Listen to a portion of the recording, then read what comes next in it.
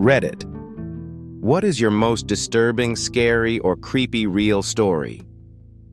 My daughter keeps asking about the man in the floorboards. We live in a fifth-floor apartment. We moved into this apartment in February. Just me and my daughter, Ivy.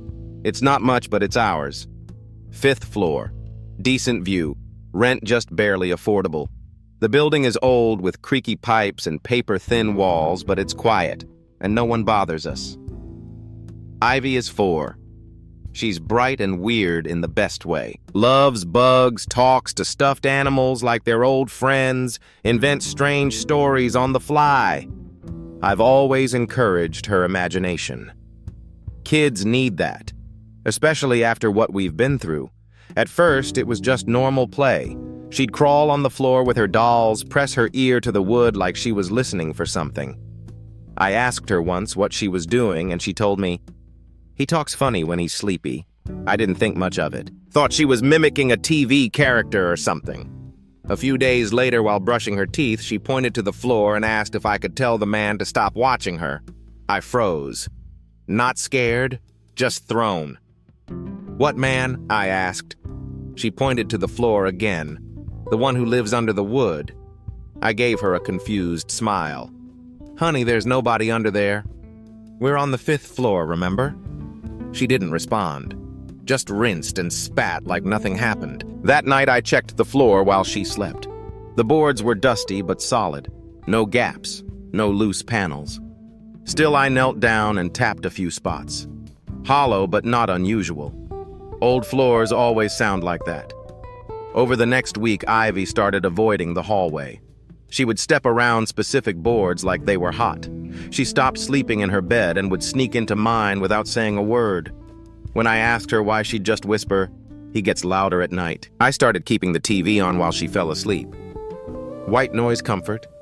Still, I'd catch her glancing toward the floor in the middle of a show, like she was waiting for something. Then 2 nights ago, I woke to a loud pop, like a board snapping under weight. I rushed to her room. She was sitting upright in bed, wide-eyed, staring at the floor. I asked what happened. She pointed to a spot near the corner of the room. One of the floorboards was slightly raised, barely noticeable, but it hadn't been like that before. I pressed down on it. It gave a little like something beneath had pushed upward. "Did you drop something under there?" I asked. Ivy didn't answer. She just whispered, "You touched his door." Last night, I barely slept. Every creak of the building made me tense.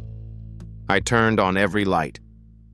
Sat in the living room until morning. This morning, I went to the kitchen to make coffee and found a piece of paper tucked behind the cereal box, Ivy's drawing. Crayon on lined notebook paper. A stick figure girl stood in a square room. Beneath her feet, a black figure was drawn in a pit of jagged lines reaching upward with arms too long for its body. In the corner of the drawing was a sentence written in shaky, childish letters. "He said you shouldn't have touched his door." I'm not sure if I'm more afraid that Ivy drew it, or that she didn't. About 2 years ago, I was driving home from a family reunion pretty late at night, and the drive was about 2 hours. I didn't stay the night because I had to be back for work the following day. Most of the drive was on roads with dense bushes and trees on either side. The real creepy ones you see a lot in movies. Anyway, I had been driving about 45 minutes and I was starting to get really tired. You know how sometimes you just suddenly become really tired out of nowhere? Well, yeah, that happened to me. I knew I wasn't going to last. But I didn't come across any place that I felt I could park and safely sleep. Anyway, after it became clear to me that I wasn't going to find a place to pull up and my tiredness wasn't going away, I did something very questionable. I pulled over to the side of the road onto the grass behind some bushes to try and hide my car from anybody else who was going to come past. The roads weren't empty. I came across another car every few minutes or so. I made a mental note that the time was 11:22 and then fell asleep. Sometime later, I was awoken by a scratching sound. I looked at the clock. 11:50. The sound stopped after a few seconds, and because I was still extremely tired, I didn't bother looking around and simply went back to sleep.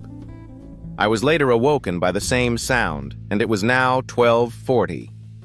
This time it really freaked me out because the sound didn't stop. The thought ran across my mind that it was just an animal inspecting the car. But why would it return almost an hour after it had left? The previous time I looked in my rearview mirror and just managed to catch a glimpse of something running away into the forest.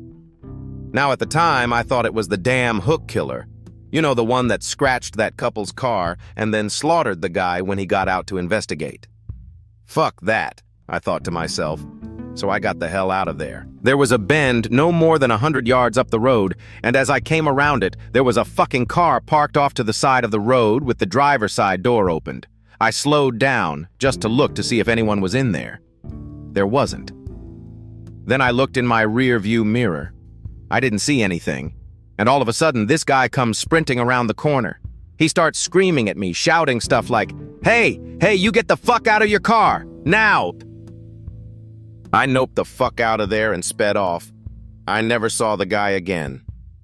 Moral of the story: don't fucking sleep on the side of a deserted road. I had awesome parents who let me sleep in the living room on weekend nights when I was very young because my sister was a light sleeper and I could stay up until dawn. But of course, I always end up sleeping on the couch because Nick at night made me tried. So one night I wake up to the prickly feeling, like an instinct, just bolted into a sitting position and stared out the front window. We lived in rural Georgia, so you can imagine the magnitude of trees. In perfect light cast from the moon, I see a silhouette of someone in this fucking tree. The family dog dashes to the window and is snarling into the glass. Terrified, I run into my parents' room and try to explain to my parents that there is a strange person outside. Dad grabs something defensive and darts outside with the dogs to beat the wax off the hothead. I tremble in Mama's arms until Dad comes home and says he saw no one. And to go to bed, I decide to sleep in my regular bedroom. I fill in my sister in as to what happened. Dad is making regular rounds in the house with a cup of coffee. We're all still, and I finally think, I can sleep. Nope, I notice the man outside my window. Notice. From what I can see in the moonlight, he gives me a shush signal and runs away. Just turns around to run a straight line away. I swear I couldn't stop crying for what felt like hours. I was delivering a hot tub to this contractor/realtor in this fancy gated community near Branson, MO. When I arrived, the construction workers were in charge of telling me where the thing was supposed to go. It was going on the 4th floor balcony, but because of the way the house was built, the 4th floor was ground floor. The other 3 floors were on the side of a hill, but the driveway was even with the first 4th floor entrance, if that makes sense. So a lot of construction going on, but to get the hot tub on the balcony, I had to make a ramp. Take it from the drive down into the yard, up a ramp to the porch, through the living room door, across the living room, out the back. Patio doors onto the deck. Problem with this was the deck was unfinished. A huge section of decking was missing. They had literally installed only enough decking so that I could go from the patio doors to the far corner of the deck where the hot tub would sit. There was no railing.